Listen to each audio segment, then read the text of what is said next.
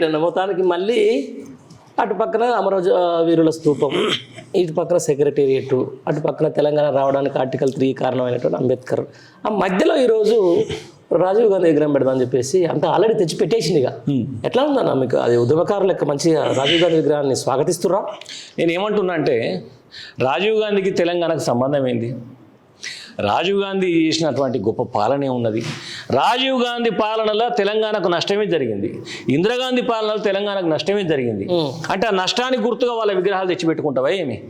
నిజంగా నువ్వు తెలంగాణ బిడ్డవైతే, నిజంగా నీకు తెలంగాణ మానసిక పరిస్థితి ఉండి ఉంటే ఎక్కడైతే నువ్వు ఈ విగ్రహం పెడదాం అనుకుంటున్నావో అక్కడ తెలంగాణ ఆత్మగౌరవాన్ని తెలంగాణ తలెత్తుకొని చూసే విధంగా తెలంగాణ తల్లి విగ్రహం పెట్టు.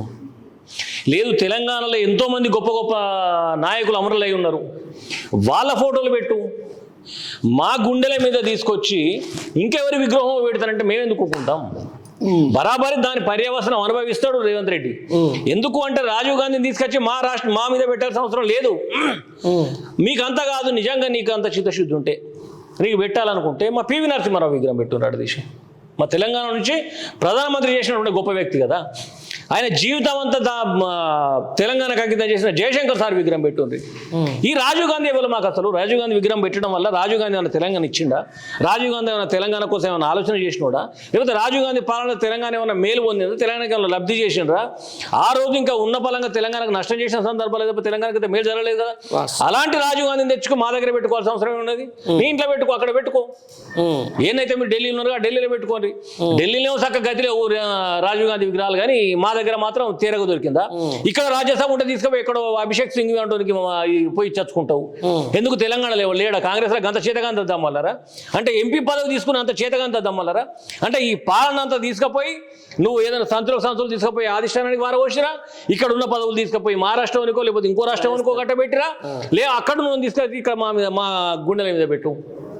అంటే పిచ్చోడి చేతిలో రాయి అన్నట్టు ఆ రాయి ఎవరికి తగులుతుందో ఎక్కడ తగులుతుందో అది మంచికేనో చెడ్డకోనో అర్థం కానటువంటి పరిస్థితులు ఇలా తెలంగాణ ముఖ్యమంత్రి ఉన్నాడు.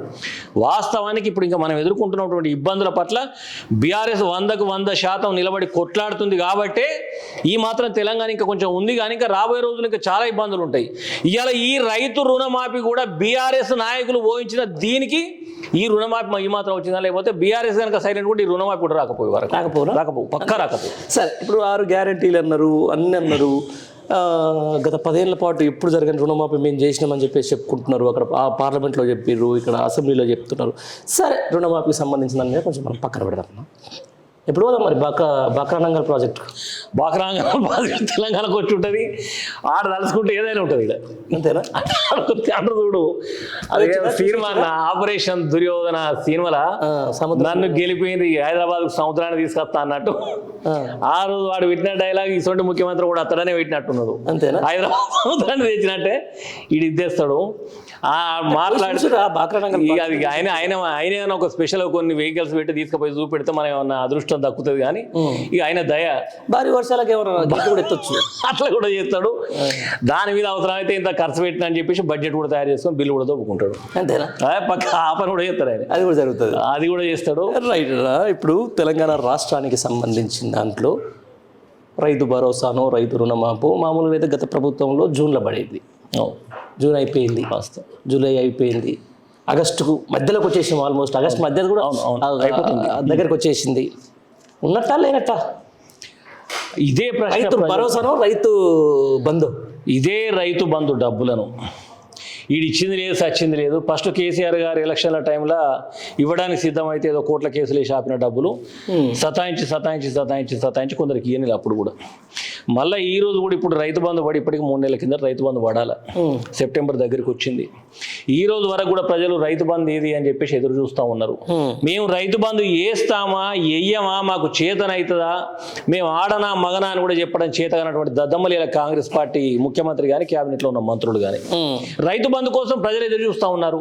రైతు ఏదైతే వ్యవసాయం ఇప్పుడు సాగు మొదలు పెట్టుకున్నప్పుడు ఆ రైతు అవసరాల కోసం ఆ రోజు కేసీఆర్ గారు ఏర్పాటు చేసినటువంటి రైతు బంధు, ఆ రైతు బంధు అవసరానికి పడకుండా పంట కోసుకునే టైంకు రైతు బంధు ఎత్తే నువ్వు దేనికి రైతు బంధు అంటే నువ్వు అనుకున్నట్టే ఉన్న రైతు బంధు టైంపాస్ చేసేది. అది రైతుల అవసరాల కోసం కదా, ఎరువుల కోసం, విత్తనాల కోసం, వ్యవసాయ అవసరాల కోసం కదా వేసేది.